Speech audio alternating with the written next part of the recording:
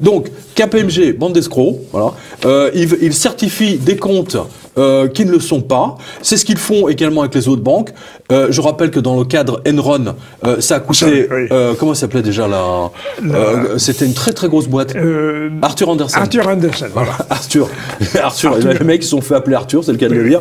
C'est Arthur Andersen, ils sont mourus. D'audit. Ils ont été rachetés ou comptable, ils ont renommés.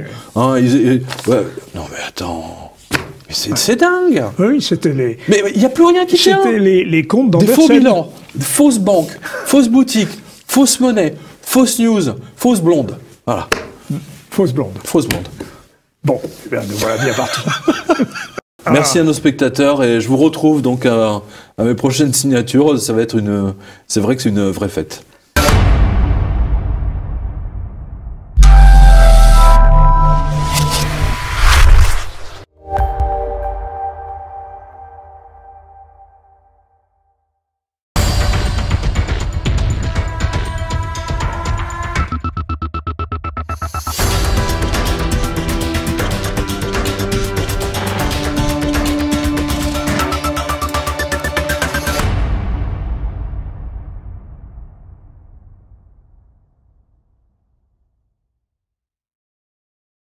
Bonjour à tous, bonjour chers téléspectateurs, bienvenue dans Politique et Économie. Et bonjour Natacha. Alors comme à l'habitude, vous allez nous dire ce qui s'est passé cette semaine. Merci Olivier. En bref, voici l'essentiel de ce qu'il fallait retenir cette semaine de l'actualité économique, le sommaire en images. À la une des dessous de l'écho cette semaine, un suicide démographique. Le rapport de 2 économistes tire le signal d'alarme. Natalité en berne, vieillissement de la population expliquerait en grande partie la faiblesse de nos économies. Coup de mou ou mini-crack, les fortes baisses des bourses mondiales ont détruit 7 000 milliards d'euros virtuels en quelques jours. Attention, c'est peut-être le signe annonciateur d'une prochaine grosse crise. Enfin, quel avenir pour la SNCF? L'ouverture à la concurrence, l'abandon des petites lignes pourrait coûter cher aux contribuables français.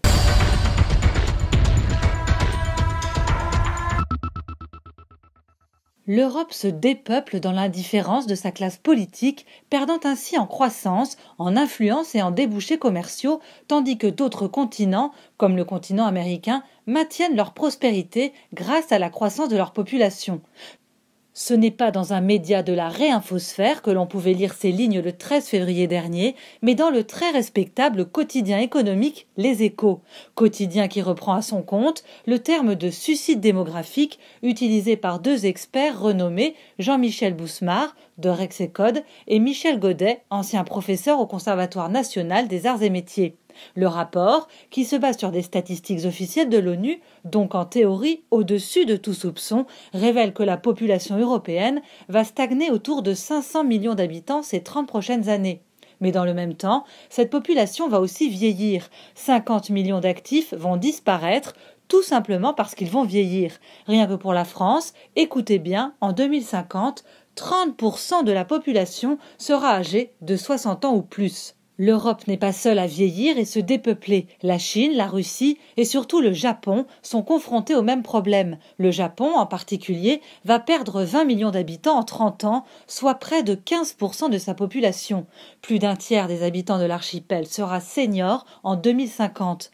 Mais les Japonais sont pragmatiques. Les premières mesures destinées à faire face ont déjà commencé à être prises dans l'empire du soleil levant. Le gouvernement nippon vient en effet de décider que les fonctionnaires pourront travailler jusqu'à 80 ans.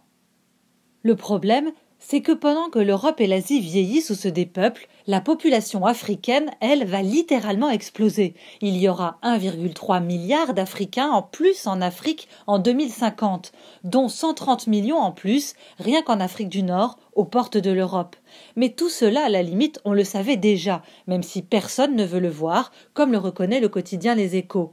Ce qu'il y a de nouveau, c'est le lien entre croissance économique et démographie. Aux États-Unis, la natalité a été bien meilleure ces 30 dernières années comparée à la natalité européenne ou encore japonaise. Or, les auteurs du rapport sont formels, la croissance américaine, l'état de santé de son économie, la première du monde, est dopée par la natalité. Les experts l'évaluent même à 1% de croissance supplémentaire par an.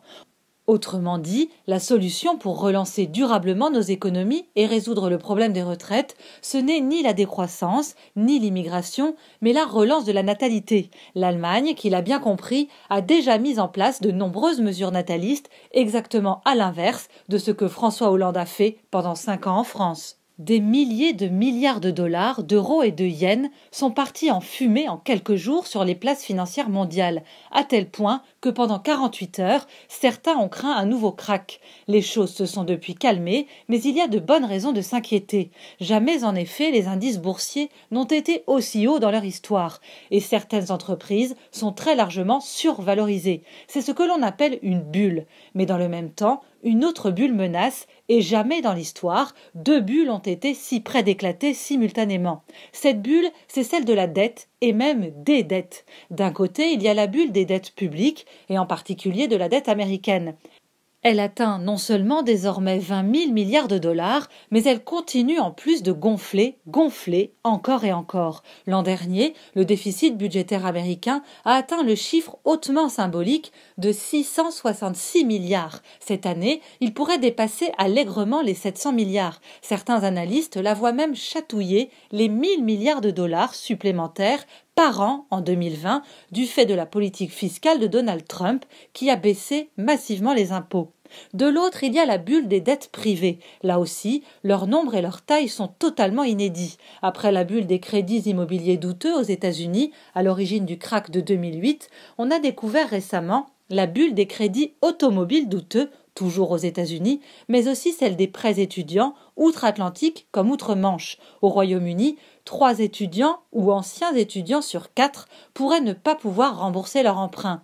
Et tout cela n'est rien comparé à la bulle des crédits accordés aux entreprises chinoises par la Banque centrale chinoise, à tel point qu'il devient évident que Pékin a utilisé l'arme du crédit facile et gratuit à ces entreprises pour mieux affaiblir voire détruire les économies occidentales. Conclusion, un nouveau krach est inéluctable, mais cette fois, vous aurez été prévenu. Pour finir ce rendez-vous, un mot sur la réforme du statut de la SNCF que le gouvernement compte engager rapidement. Un rapport commandé à l'ancien président d'Air France, Jean-Cyril Spinetta, préconise d'abandonner les petites lignes aux régions.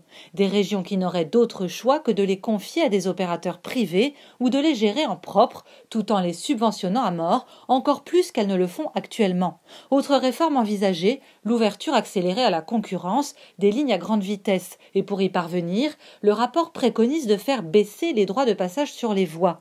Ces péages sont actuellement collectés par une entreprise appelée SNCF Réseau, entreprise qui supporte le poids d'une dette colossale, près de 50 milliards d'euros, ce qui explique le prix élevé des droits de passage. Solution trouvée par Jean-Cyril Spinetta, faire reprendre la dite dette par l'État. Quand on doit 2100 milliards d'euros, on n'est pas à 50 milliards d'euros près, évidemment. Conclusion de tout cela, en région, c'est le contribuable qui va payer pour subventionner encore plus les lignes locales, que le dit contribuable prenne le train ou non. À l'échelle du pays, même chose, là encore, c'est le contribuable qui va devoir rembourser la dette de SNCF Réseau, qu'il prenne le train ou non. Tout cela pour permettre à des concurrents, en particulier étrangers, de venir concurrencer sur son territoire la SNCF. Mais ne doutez pas un instant d'une chose, dans ces jeux à somme nulle, s'il y a des perdants à cette réforme que l'on vient de nommer, il y a aussi des gagnants. On a oublié de vous dire, l'an dernier, 82% de la richesse créée dans le monde a profité aux 1% des plus riches. C'est la fin des dessous de l'écho, à la semaine prochaine.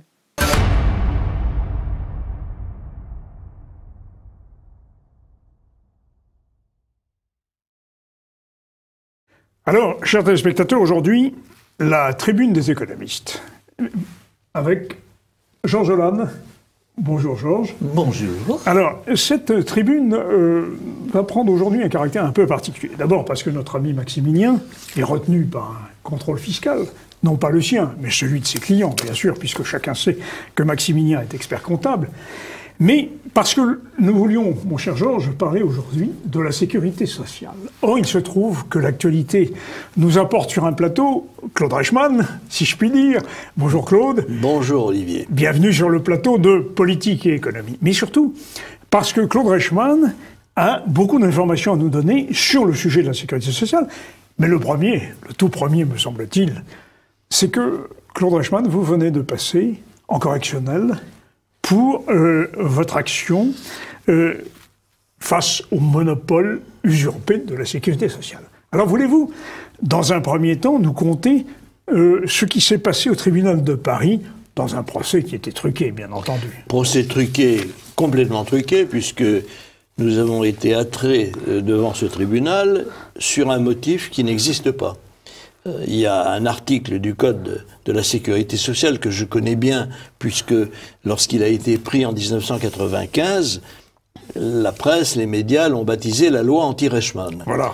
Alors, elle a été une loi ad hominem, puis cette loi a été changée, parce que nous nous sommes évidemment défendus, et la Commission européenne est intervenue, et cette loi anti-Reichmann est devenue une loi générale qui, à la différence de la première, ne disait plus qu'il était interdit de militer contre la sécurité sociale française, mais qu'il était interdit d'inciter les personnes à ne pas adhérer à un régime de sécurité sociale, donc à ne pas s'assurer.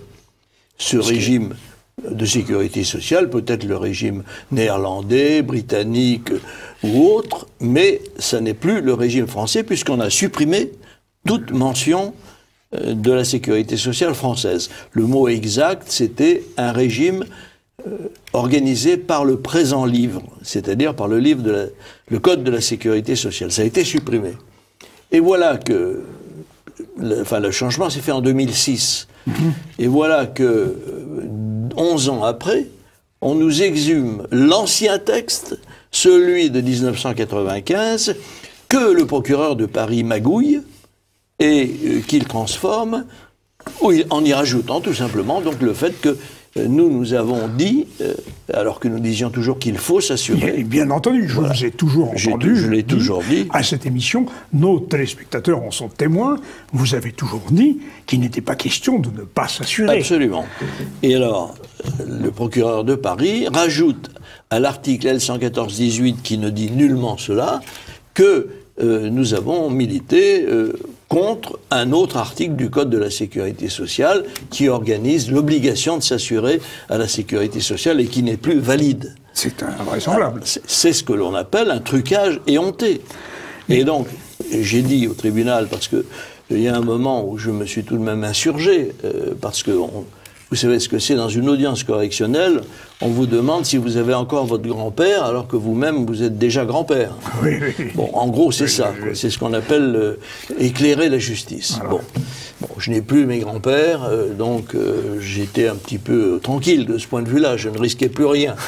Mais enfin, à ce moment-là, après 2 jours où on nous a cassé les pieds en nous demandant un détail sur ceci, vous avez encore des enfants, est-ce qu'ils sont majeurs, enfin bref. C'est invraisemblable. C'est invraisemblable. C'est l'Inquisition. C'est l'Inquisition.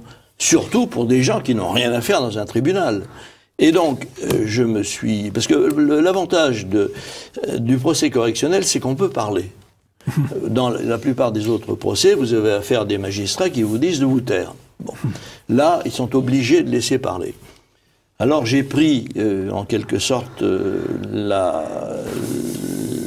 micro, si l'on peut dire, il n'y en avait pas d'ailleurs, mais j'ai pris la parole pour expliquer au tribunal, ou plutôt pour demander au tribunal un certain nombre de choses. La première, qui êtes-vous pour me juger ? Voilà. Qu'est-ce que vous avez fait dans la vie qui vous permette de juger quelqu'un qui a passé sa vie à soigner les autres, qui a milité en tant que citoyen ? Qui êtes-vous ?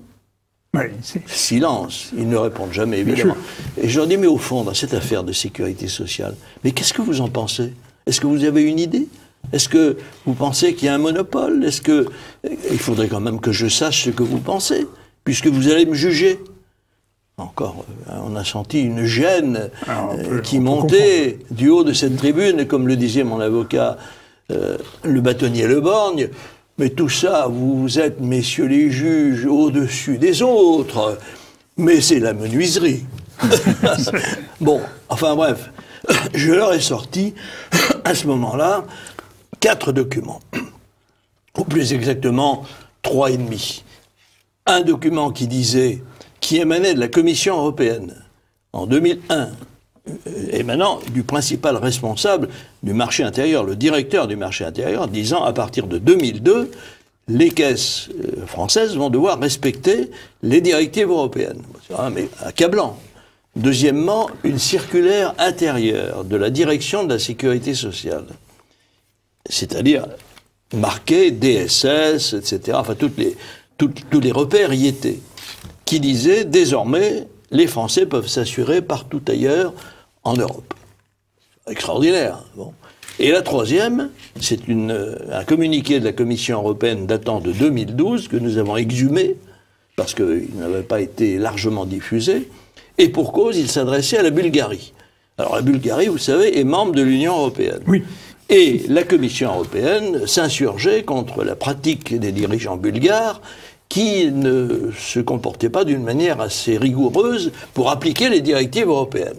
Alors donc, si la Bulgarie doit appliquer les directives, pourquoi la France ne doit-elle pas les appliquer? Voilà les quelques questions que j'ai posées au tribunal. Et naturellement, ni le procureur, qui était une procureuse d'ailleurs, je ne sais pas, on dit comme ça. Ou une procureure. Une procureure, comme on dit maintenant, moi je préfère dire un procureur. Nous appelons la fonction, pas le sexe, exactement, évidemment. Voilà. Ni le procureur, ni les magistrats, ni les caisses qui étaient partie civile, car ces caisses qui sont des délinquants, puisqu'ils opèrent, ils font des opérations d'assurance illégalement. Aucune de ces caisses n'a trouvé un mot à dire, alors que c'était tout de même une intervention essentielle, puisqu'on disait au tribunal et à l'ensemble des personnes présentes, qu'est-ce que c'est que ce tribunal? Qu'est-ce que c'est que ce pays où on fait perdre du temps? Oui, parce que car tous ceux qui étaient là... Une journée entière. C'est 3 jours. 3 jours. J'ai perdu 3 jours, alors que j'ai mieux à faire. Oui, surtout, je ne récuse nullement la justice dans son principe, mais je récuse le fait d'être attrait en justice quand on n'a rien à y faire. Alors ça, c'est tout à fait scandaleux. Enfin bref, cette audience s'est passée comme je viens de vous l'indiquer, et le procureur, à la fin, a requis 5 000 € d'amende, alors que nous sommes menacés de prison. Alors, naturellement, nous attendrons le jugement. Inutile de vous dire que quel qu'il soit, sauf si c'est un non-lieu, nous ferons appel, car il est hors de question de reconnaître le droit à la sécurité sociale, de distribuer une amende, ou à la justice, de distribuer une amende à des gens qui respectent strictement la loi. Surtout que nous avons, depuis le début, partout, et vous en êtes témoin, affirmé que nous n'avons pas la moindre intention, dans notre action, de violer les lois. Nous ne sommes ni violents, ni violeurs, ni quoi que ce soit. Nous respectons la loi. Et toute notre action a été fondée sur la loi. Alors nous n'allons pas aujourd'hui nous trouver dans la situation de délinquants, alors que nous avons toujours respecté la loi. C'est ça, c'est que nous sommes dans la version absolue. Vous avez, vous, délinquants, alors que vous êtes un citoyen qui défend la réalité légale, des délinquants qui sont partie civile, et des juges qui, à tout le moins, ignorent tout du dossier. Oui, enfin, ils en ignorent tout, sauf qu'ils sont là pour nous condamner. Voilà. J'ai bien vu, d'ailleurs, la présidente avait un dossier avec des tas de petits post-it partout. Et alors, je lui dis, mais votre dossier, vous pouvez le ranger, le mettre à la poubelle.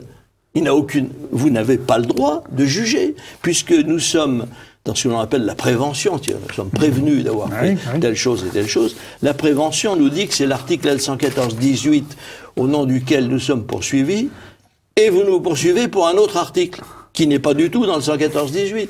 C'est comme si demain on vous disait, voilà, nous vous jugeons parce que vous avez volé des cacahuètes, mais et aussi parce que vous avez tué votre mère. Je dis, ah, mais je n'ai jamais tué ma mère. Ah non, mais ça ne fait rien, on est ajouté, ça fera bon poids. Voilà.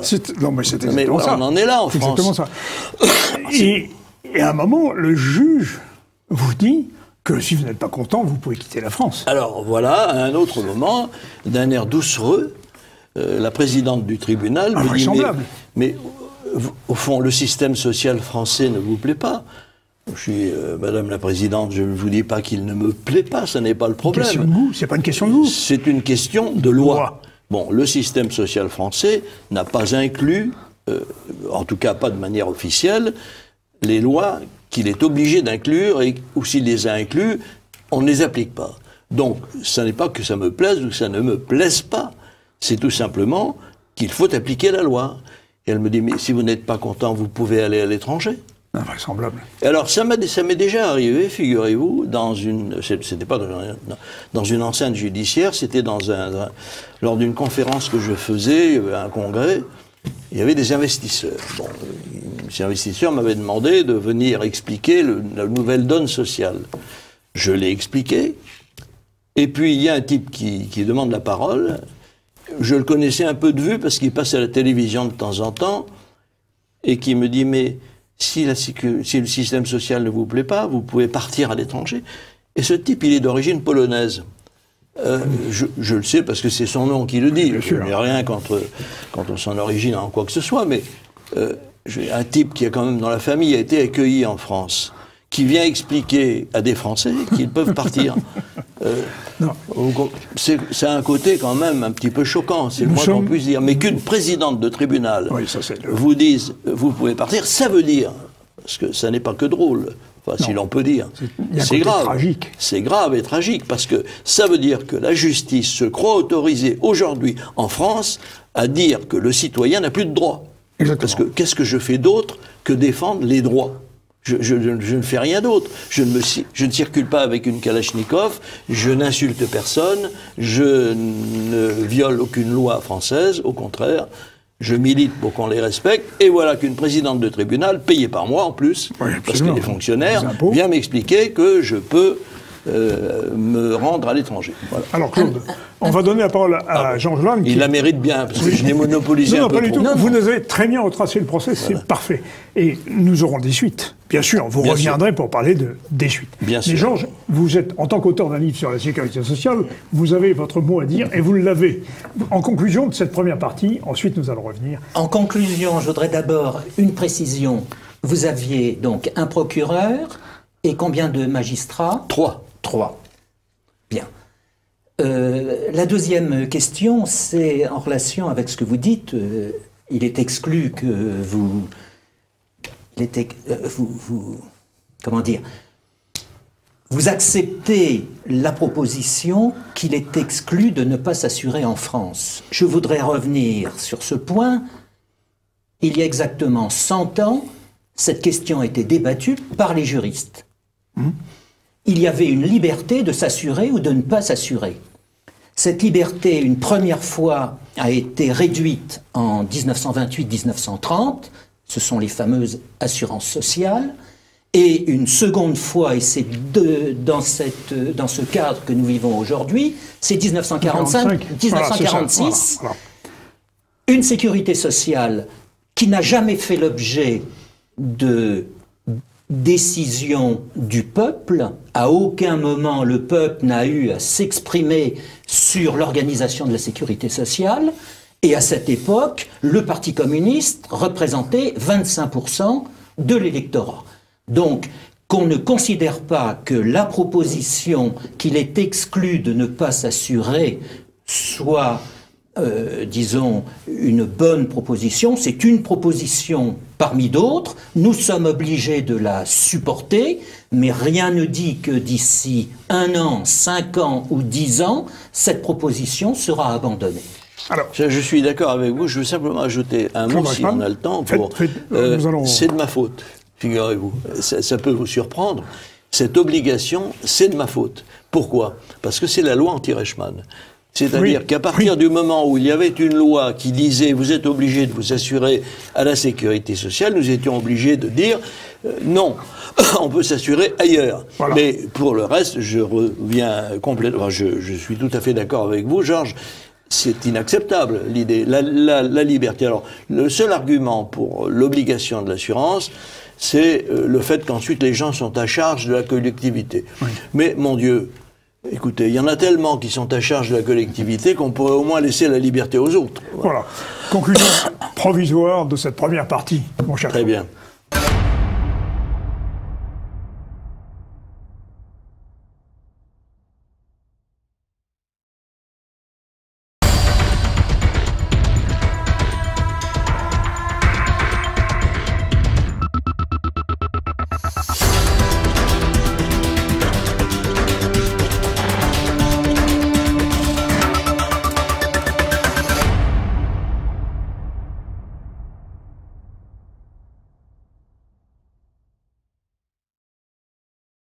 Alors, chers téléspectateurs, après cet invraisemblable récit de l'impudence de la caste des magistrats, nous allons revenir au dossier de la sécurité sociale. Et beaucoup de nos téléspectateurs vont s'interroger sur l'issue de la suppression du RSI, car officiellement, le RSI est mort.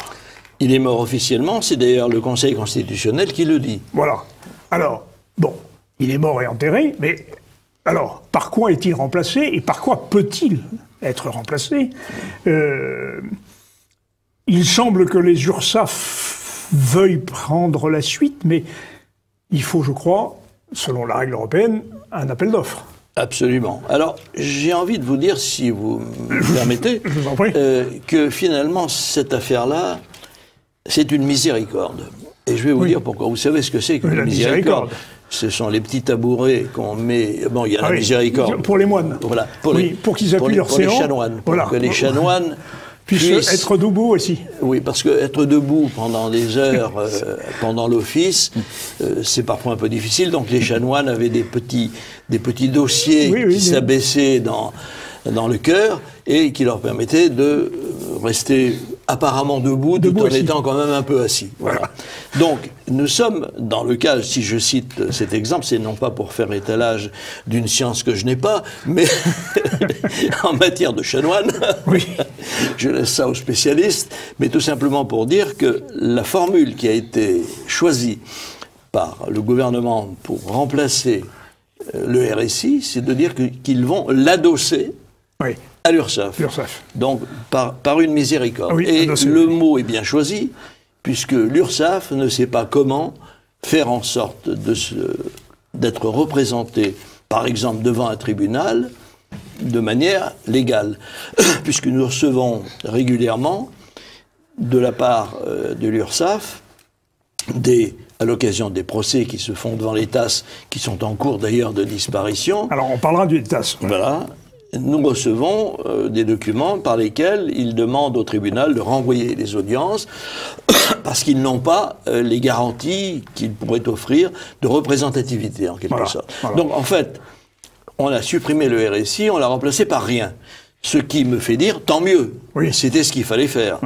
Mais pour l'instant, nous en sommes là, et je crois que ça va durer, car les URSSAF ont une énorme difficulté. Premièrement, ce sont des mutuelles.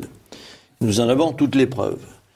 Donc, alors la mutuelle, pour un téléspectateur français, c'est quelque chose d'un peu curieux, parce que pour les Français, la mutuelle, c'est ce qui rembourse le complément. Voilà. Mais pas du tout. La mutuelle, c'est un statut. Alors, le statut de mutuelle fait que, dépendant du code de la mutualité, les URSSAF doivent respecter les règles, et notamment celles qui les obligent à ne signer aucun contrat ou plutôt ne signer aucune adhésion, aucune affiliation sans contrat. Voilà. Bien sûr. Donc, comme elles ne le font pas, évidemment, puisqu'elles sont de droit divin, vous comprenez, tous ces organismes, comme le disait Georges Lannes tout à l'heure, ont été créés sans que jamais la loi ne soit venue appuyer en quelque sorte leur existence et l'attester, si bien que quand on leur dit, par exemple, lors d'un contrôle, alors vous venez contrôler, donc vous êtes une mutuelle, et donc montrez-moi le contrat que j'ai signé avec vous. Ah, vous n'en avez pas. Ah, c'est ennuyeux alors, donc vous ne pouvez pas contrôler. Quant à mes salariés, vous voulez les contrôler aussi, mais est-ce que vous avez des contrats qui vous auraient signés, par lesquels ils accepteraient de faire partie de votre mutuelle URSSAF? Ah, vous n'en avez pas non plus. Bon, eh bien écoutez, la porte est là, vous reviendrez quand vous aurez des contrats, si vous en avez un jour. Et ils ne reviennent pas. Ben, bien sûr. Eh oui, et pour cause. Qui, dans nos téléspectateurs, a jamais signé un contrat? Ben, personne. Personne. Donc, mais tout ça, ce sont les épisodes du combat quotidien que nous menons. Je vous assure, 25 ans de combat quotidien. Bravo. Je me demande comment je n'ai pas encore fait une déprime. Parce que je dois avoir un tempérament heureux.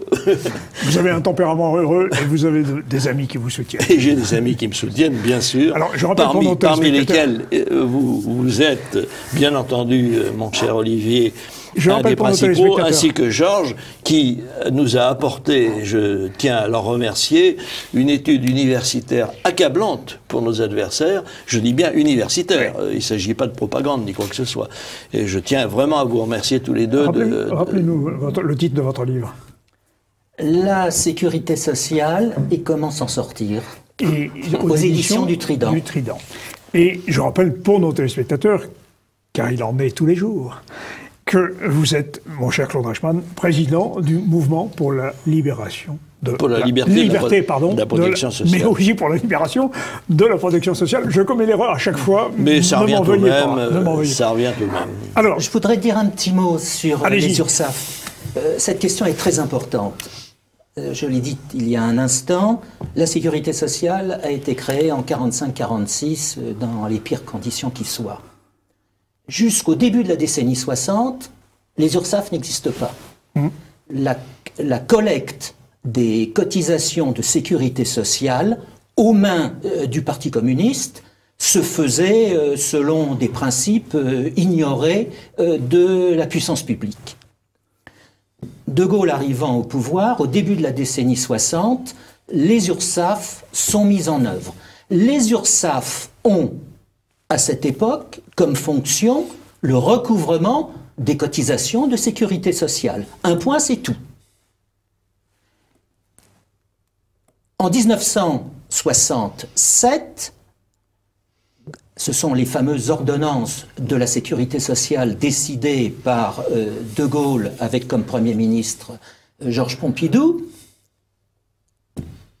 Ces URSSAF sont mises sous la tutelle d'une nouvelle organisation qui est l'ACOS, l'Agence centrale des opérations de sécurité sociale, voilà. Afin que les URSSAF ne continuent à détenir en réserve les cotisations qu'elles ont reçues, elles ont l'ordre de faire passer toutes ces cotisations à l'Agence centrale des opérations de sécurité sociale, qui va donc avoir comme fonction de permettre aux différentes caisses de pouvoir payer comme cela doit se faire. Autrement dit, dans le cadre du RSI, faire intervenir en première ligne ces URSSAF me semble être tout à fait original, pour ne pas dire un autre mot, pour autant que le RSI, ce n'est rien d'autre que la fusion d'un certain nombre de caisses qui ont été créées les unes en 1948, comme la Cancava, ou au début de la décennie 60, comme la Canam. Et ces caisses avaient comme originalité de lier le recouvrement et les prestations, oui, à la différence de l'organisation de la sécurité sociale. D'accord. Oui. Autrement dit, qu'aujourd'hui le RSI soit limité dans son principe, compte tenu de ce que vous venez de dire, aux URSSAF, me semble être tout à fait surprenant. C'est extravagant. C'est tout simplement extravagant et complètement illogique, puisque vous venez de retracer l'histoire. Et on peut ajouter que les fameuses 3 caisses qui ont donné naissance au RSI étaient des mutuelles. Toutes les 3. Toutes les 3. Donc on unit, on rassemble 3 mutuelles pour faire un organisme qui, lui, n'est pas une mutuelle, d'après ce qu'ils disent. Et c'est pourtant bien une mutuelle. Oui, bien sûr. Alors, si j'ajoute 3 mutuelles, ça me donne une mutuelle, ça ne me donne pas une autre caisse. Vous savez, il y a un dessin, le New Yorker est un journal américain qui publie souvent de très bons dessins. J'ai regardé comme ça, dans des archives, il y a quelques jours, par hasard, un de ces dessins où l'on voit un chien qui discute avec un chat qui est perché sur le canapé. Et le chien dit au chat, « Mais mon père était un chien. C'est pour ça que je suis un chien. » Voilà, les URSSAF, c'est pareil. Voilà. Nous sommes des mutuelles. Nous étions des mutuelles. C'est pour ça que nous sommes des mutuelles. Alors, c'est logique. La question, c'est... actuellement, les URSSAF consultés répondent, j'ai le document sous les yeux, qui est qu'on peut trouver sur votre Que nous site, avons bien sûr, publié, effectivement, oui. que dans l'attente de la finalisation du processus de délégation subséquent, oui, nous sommes là dans la littérature administrative, oui, bien sûr, et Ronde-Guire, qui n'est pas prévu ou aménagé par la loi et qui devrait aboutir ultérieurement, nous sollicitons un renvoi de l'affaire à une audience ultérieure. Et le renvoi est toujours accordé, voilà. À part que nous... Ils ne peuvent pas juger, donc ils ne peuvent pas trancher. Ils ne peuvent pas trancher, et nous refusons même, non pas le renvoi, mais le procès lui-même, puisque nous disons, nous sommes convoqués contre le RSI, oui. Et le RSI n'existe plus. Donc, nous ne venons pas dans un procès où notre adversaire n'existe pas. Voilà. Et CQFD. CQFD, voilà. Et il y a des chances que vous, outre l'appel que vous allez faire, est-ce qu'il y a des chances que vous repassiez de nouveau en justice au titre de la présidence du MPLS ou... C'était à ce titre que j'étais cité à comparaître. Et bon, c'est une affaire qui se traîne depuis plus de 2 ans. Oui. Bon, il y a eu une enquête préliminaire, comme on dit. Cette enquête dont a donné lieu, là encore, pour moi, une journée perdue, ou une demi-journée perdue, à y répondre aux questions d'un policier d'ailleurs fort aimable et qui n'avait pas l'air de croire beaucoup à ce qu'il faisait, mais qui l'a fait très mal finalement, puisque la première question qu'il aurait dû poser, puisque je suis poursuivi pour des actions ou des actes qui sont contraires aux dispositions européennes. Il manque pas de culot. Ah oui, c'est extraordinaire. C'est eux qui les violent et ils disent que c'est moi qui dois être poursuivi à ce titre. Est-ce que vous croyez qu'ils sont allés interroger, comme je leur ai demandé, les autorités européennes? Je leur ai dit, mais allez donc voir le directeur du marché intérieur, présentez-lui la lettre que je vous remets, dans laquelle il explique que la France doit respecter les directives européennes, et demandez-lui pourquoi il a écrit cela. Et à ce moment-là, vous pourrez éclairer le procureur de la République qui se dépêchera, bien entendu, d'annuler cette affaire. Alors, Jean Dreichmann, il y a une nouveauté, si je puis dire, c'est un scoop.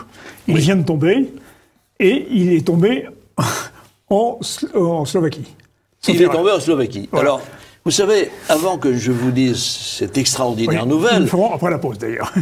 On peut y aller maintenant? Oui, allez-y. Et annoncez quand même le fond de l'affaire. Tombé en Slovaquie. D'abord, la première des choses que je tiens à dire, c'est que Georges Lannes a parlé tout à l'heure de l'ACOS, et vous aussi, Olivier, et j'ai lu dans le dernier rapport de l'ACOS quelque chose d'absolument extraordinaire. L'ACOS d'abord dit qu'il suffirait, il y a actuellement un taux de cotisation de la part des entreprises qui est de l'ordre de 93%. Et ils disent qu'en 2008, en raison de la crise, ce taux était tombé de 4 ou 5 points. C'est beaucoup. Et qu'il avait mis la sécurité sociale dans un très grand péril. Ouais. Il suffit donc de 5% des entreprises pour en finir avec la sécurité sociale. Et ils l'admettent eux-mêmes. Et le deuxième point, qui est presque, d'un point de vue historique, presque plus intéressant, c'est que l'ACOS nous dit, finalement, les pays de l'Est, de l'ancien pays dit de l'Est, mais qui sont toujours à l'Est, hein, la sécurité étant à l'Ouest, comme on dit. Et donc, j'allais le dire, vous l'attendiez, celle-là. Que ces pays ont tenté de mettre en place, après avoir été libérés du communisme, ont tenté de mettre en place des systèmes de sécurité sociale, mais ils n'y sont jamais parvenus. Et savez-vous pourquoi? C'est parce qu'on ne peut pas mettre en place un système de sécurité sociale sans une dictature communiste. Et c'est pour ça qu'il n'y a pas... Et c'est pour ça que la Slovaquie, comme la Bulgarie tout à l'heure, est devenue un élément important de notre combat pour les libertés. Et c'est un franchi du communisme, il n'allait pas recommencer avec la sécurité sociale. Alors exactement, et ça leur a suffi. Alors nous allons développer ça. Nous allons développer ça après la pause.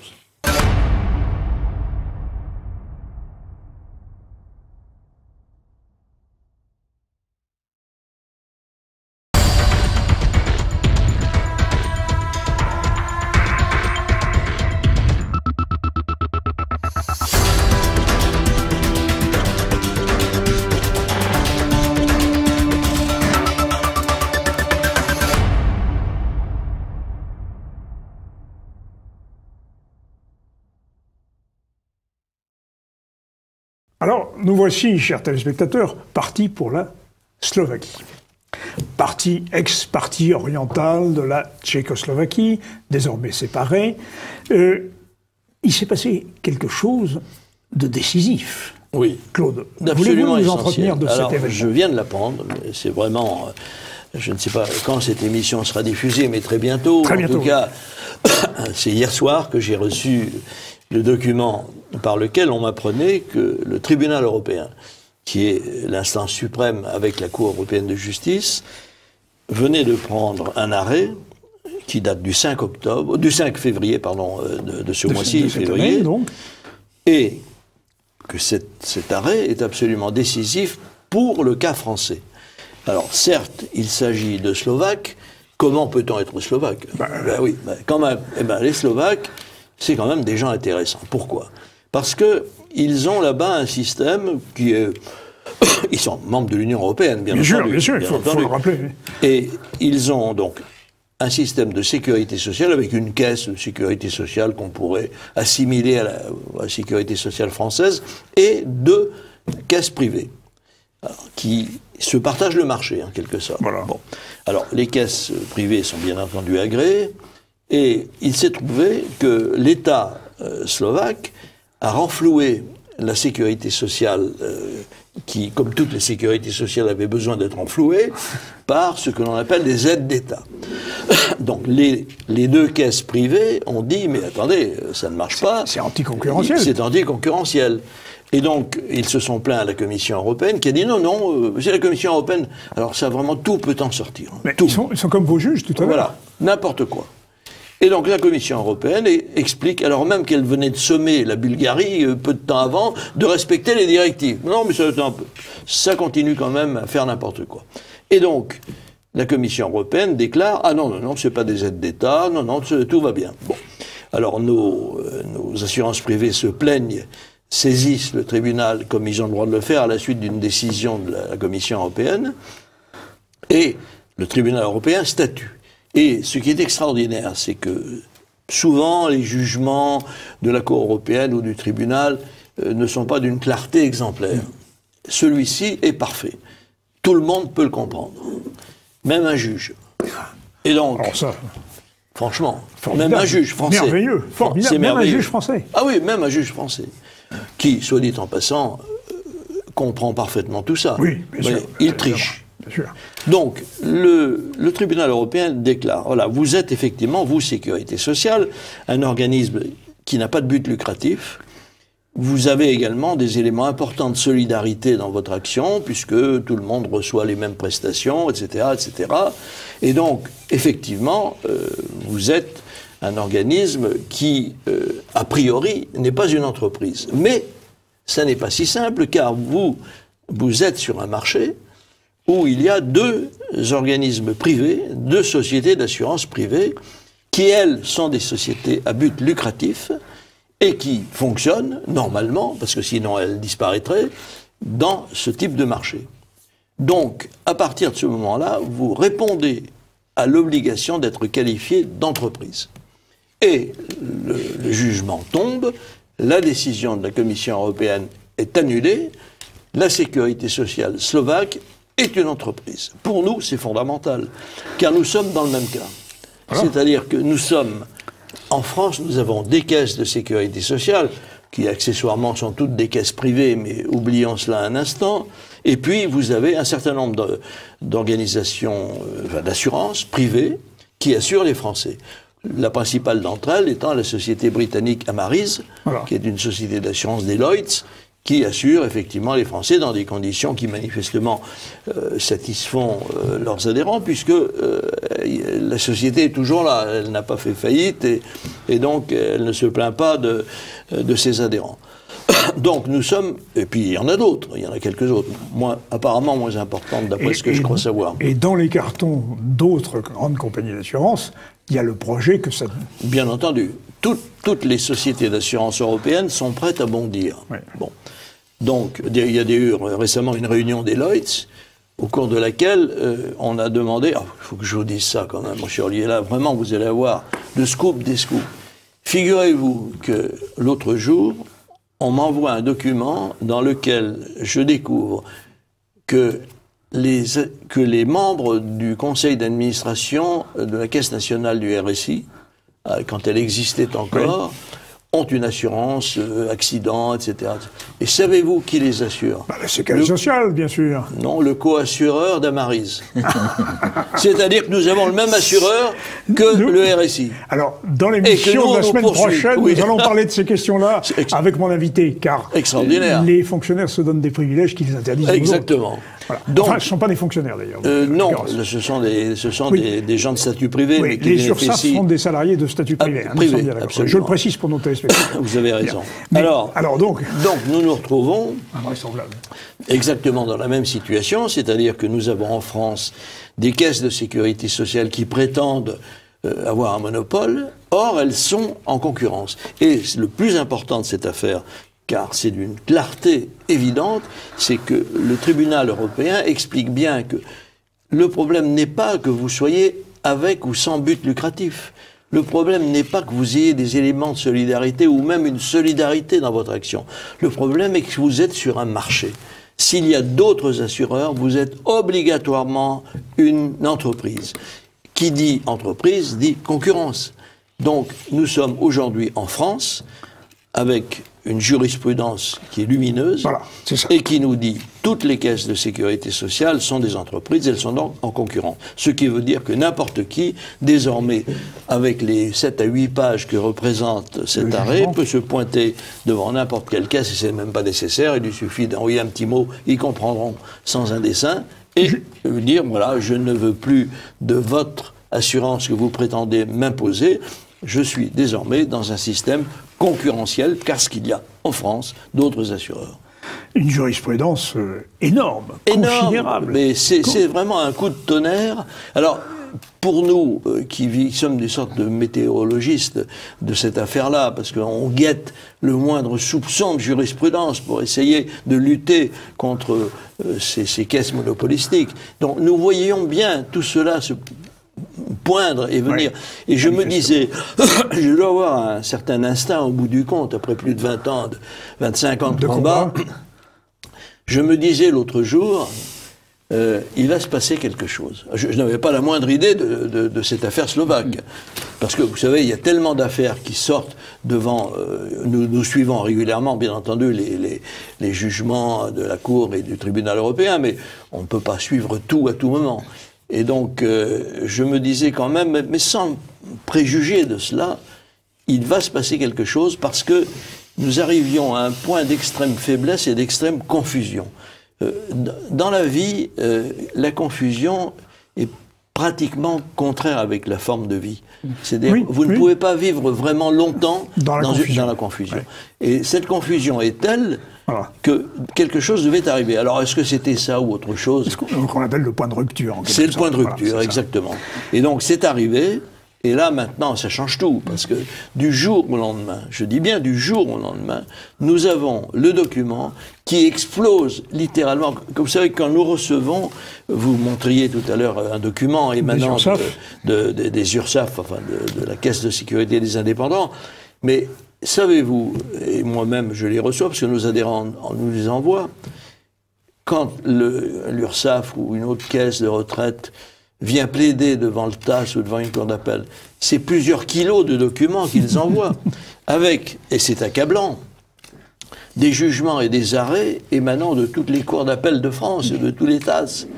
C'est-à-dire que tout ça est à mettre à la poubelle. Oui. La justice française n'a produit que des éléments à mettre à la poubelle dans cette affaire. Complètement déclassé juridiquement. Déclassé juridiquement d'un jour à l'autre. Et c'est aujourd'hui la première fois que je le dis, car vous-même avez un certain instinct, mon cher Olivier. J'ai remarqué que chaque fois que vous m'invitiez, et je ne le fais pas exprès, il y a un scoop. Ben voilà, mais c'est le but de l'information et c'est la vocation de TV Liberté. Mais vous venez, mon cher Claude, d'évoquer le TASS, le Tribunal des Affaires Sociales. Voilà. Or, les TASS... ils sont supprimés. Ils ont bu la tasse, si je puis dire. Pardonnez-moi, c'est très mauvais jeu de mots. Les téléspectateurs vont me l'en reprocher, ils ont raison. Ils n'existent plus. Alors comment peut-on être jugé par des tribunaux qui n'existent plus? C'est la question que nous nous sommes rapidement posée quand nous avons Vous savez que c'est nous qui avons obtenu la suppression des TASS. Voilà. On l'a obtenu par une campagne de récusation, qui a des centaines de récusations. L'État a considéré qu'il ne pouvait plus maintenir des tribunaux qui étaient récusés en chaîne, Oui. et donc ils ont décidé de les supprimer. Sachant très bien, en outre, que ces tribunaux ne tenaient pas la route sur le plan du simple principe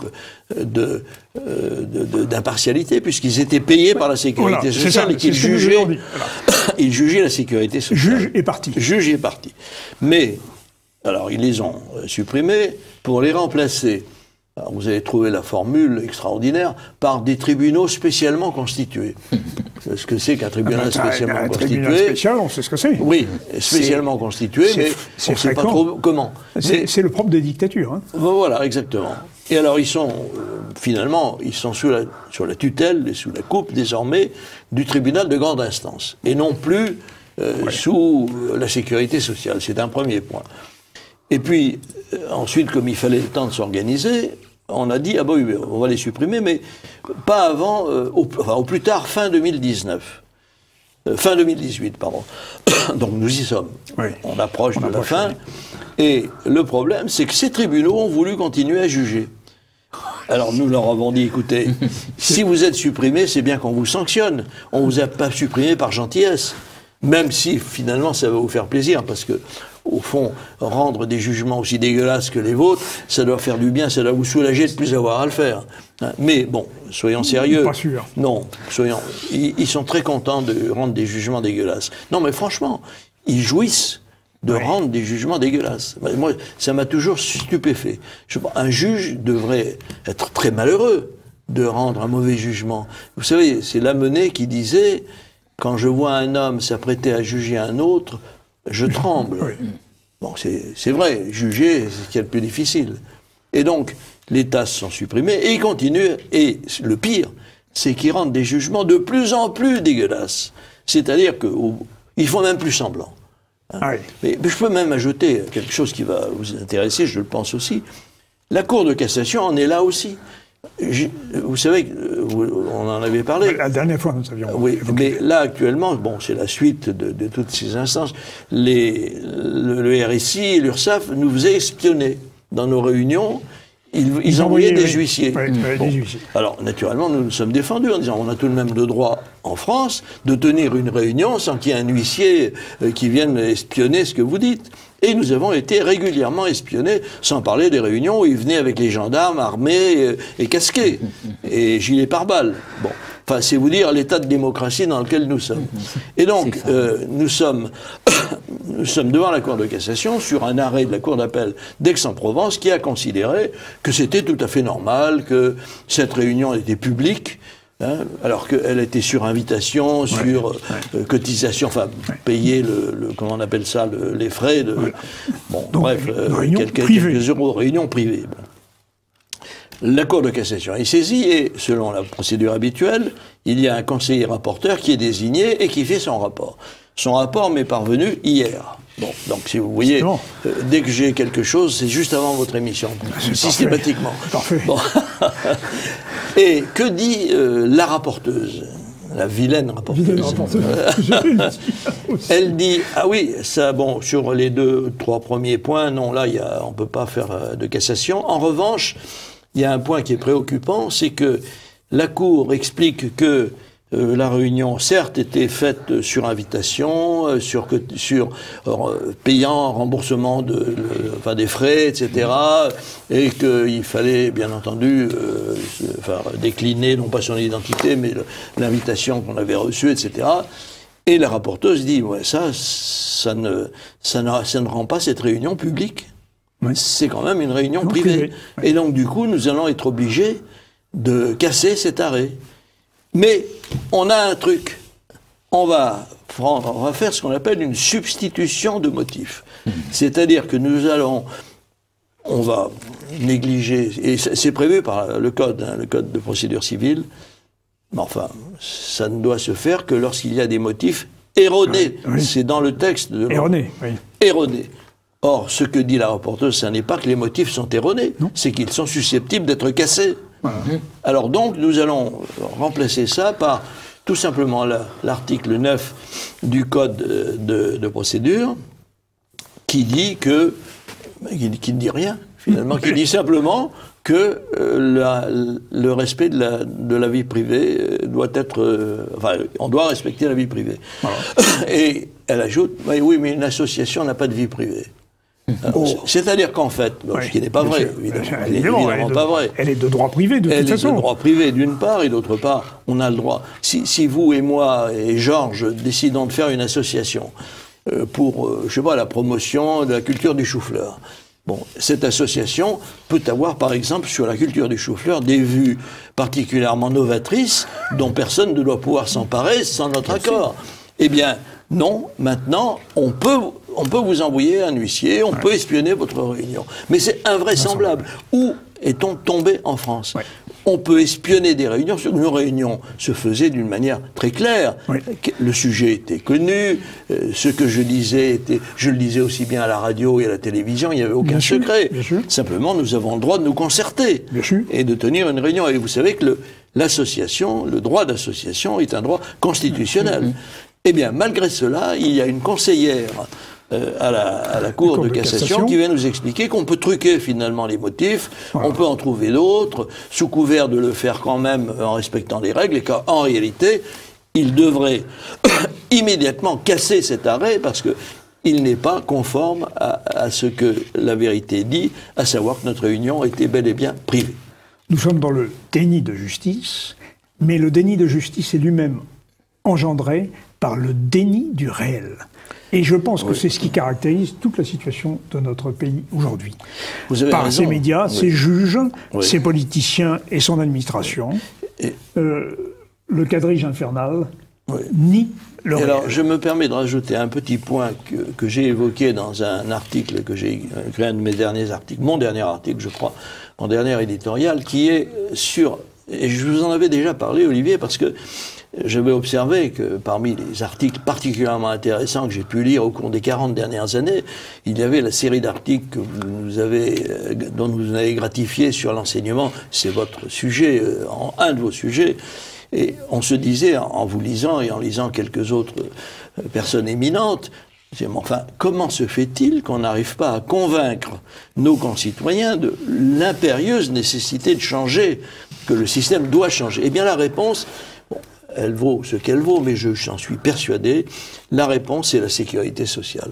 La sécurité sociale a créé un climat psychologique tel que tout le monde, désormais, se croit tout permis du moment que c'est la sécurité sociale qui est en cause. Et là, vous avez, par exemple, et je vous en avais parlé la dernière fois, et je le confirme cette fois parce que ça continue de prospérer, la Cour de cassation considère que à partir du moment où la sécurité sociale est en cause, et qu'elle est en cause, ou plus exactement, elle est renforcée par le préambule de la Constitution de 1946. Vous en redoutable. Redoutable. 11e alinéa qui dit que l'on a droit à la santé. Bon, d'accord. C'est ce qu'on appelle le droit de créance. Voilà. Mais, de ce fait, tous les principes de base de notre Constitution qui figurent dans la Déclaration des droits de l'homme, et non pas dans le préambule de la Constitution 40, sont anéantis.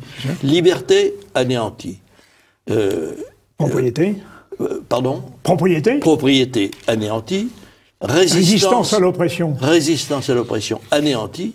Et alors, nous utilisons maintenant, nous en sommes là, parce que nous sommes tellement exaspérés que dans les QPC que nous déposons, nous leur disons, écoutez, interroger le Conseil constitutionnel sur le fait que la liberté, la propriété, la liberté d'expression et le droit de la résistance à l'oppression sont rendus impossibles par la sécurité sociale.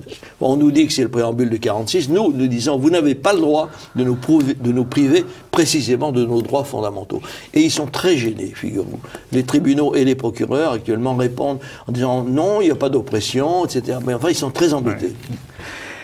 Nous développerons cette idée avec mon prochain invité la semaine prochaine, car c'est en substance le problème posé par l'État tel qu'il est aujourd'hui en France. Mais j'ajouterais ce que vient de dire Claude Reichmann. Je conclus. Donc c'est effectivement ces années 45-46 que nous continuons à vivre aujourd'hui dans les pires situations. Et pour, disons, remédier à cela, je ne saurais trop conseiller aux auditeurs de lire l'ouvrage de Georges Lannes. Non, de Friedrich von Hayek, Droit, législation et liberté, oui. où il fait apparaître que les règles de droit doivent être au départ de toute notion juridique, alors que dans le cas de la sécurité sociale, il n'y a aucun principe. C'est la négation de toute chose. C'est du nihilisme, absolument, la sécurité sociale, en dépit du nom qui lui est donné. Ouais.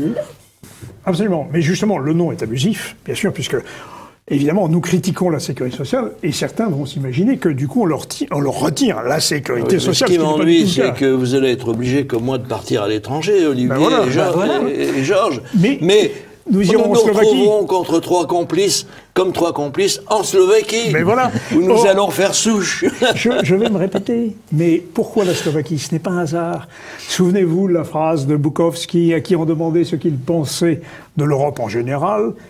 Il répond: nous avons déjà vécu dans votre avenir. Eh bien, la Slovaquie, elle avait déjà vécu la sécurité sociale communiste et n'en voulait plus. Eh bien, comme vous parlez de Bukowski, vous allez nous offrir un coup à boire, parce que lui... Ah non, attendez. Comme tous les Russes, bien sûr. Mais bien sûr, en cet honneur, et avec la jurisprudence que vous venez de nous évoquer... Là, ça vaut nous sommes dans le scoop. Oui, ça vaut la peine que nous ouvrions une bouteille de ce que vous choisirez, parce que réellement, c'est d'une importance capitale. La France va changer. Ouais. C'est-à-dire que, je ne voudrais pas être grandiloquent, mais franchement, quand vous allez avoir...